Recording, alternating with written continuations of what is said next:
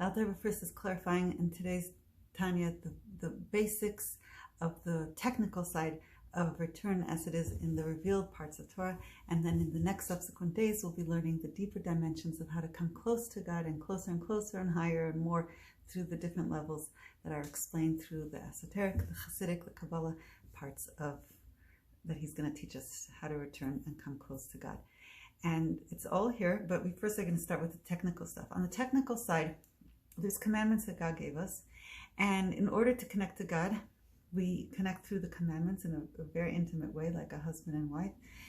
That's why we make a blessing before we do a mitzvah commandment, and we say, you've sanctified us like a man sanctifies a wife.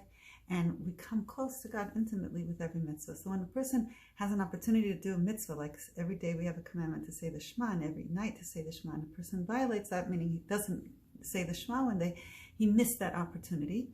However, he didn't blemish his soul. He created a void in the world that could have been filled with light, but he didn't make any dirt, so to speak.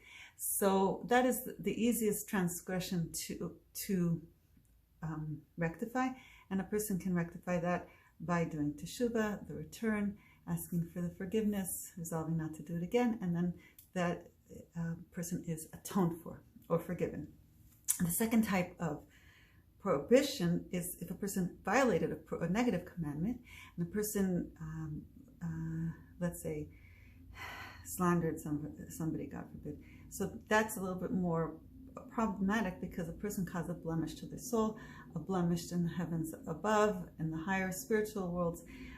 A person didn't just created something negative. Now this negative energy needs to be removed. So the person does the tshuva, asks for forgiveness, resolves not to do it again, and then still you need the energy of Yom Kippur, the day of Yom Kippur, the day of Atonement, to cleanse the blemishes that were caused to the person's soul and above. Then there's other types of sins that are more serious, that in the old days, let's say, were punishable by death, by a Bais Chana, by a court of law, Jewish law, for instance, like murder or kidnapping. So those transgressions, a person needs to do all those above things that we said, the teshuvah, the Yom Kippur, and go through certain suffering in this world to atone for their sins. And this is explained in the Gemara on the basic levels. Alter Rebbe asks the question, why is it that a positive commandment that's not kept is so easy to atone for, whereas a negative commandment, which is doesn't create that the blemish, it creates a blemish, but it didn't. There was an opportunity. When a person violates a positive commandment, there's an opportunity there that can never be restored. Meaning, you had on that day, at that moment, an opportunity to bring such great light into the world, connect to God, and you didn't do that. And that moment never will come back. So that opportunity will never come back. You'll have more opportunities to do more things, but that opportunity, that void, that light that could have been brought into the world, that could have been filled, that void that could have been filled, never was, never will be filled.